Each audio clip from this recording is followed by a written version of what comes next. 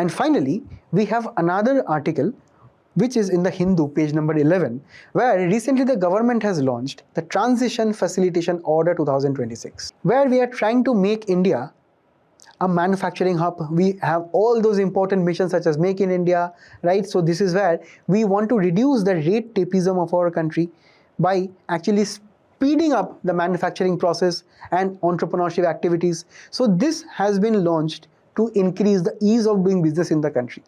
So this means that, for example, if I am a toy manufacturer, right? And being a toy manufacturer, I have to fulfill various safety regulations and audits and everything, right? So what the earlier government used to do, that we used to have various bureaucracy. We used to have various laws, customs, and if we do not get all those paperwork, the toy project and the company can even be shut down, right? So this is where definitely quality is important. But too much of quality standards, too much of quality rules, too much of laws and regulations are not good for business. That is why recently the government actually is relaxing the quality control order for 5 years right now, right? For toy manufacturing company, footwear, electronics and various other sectors.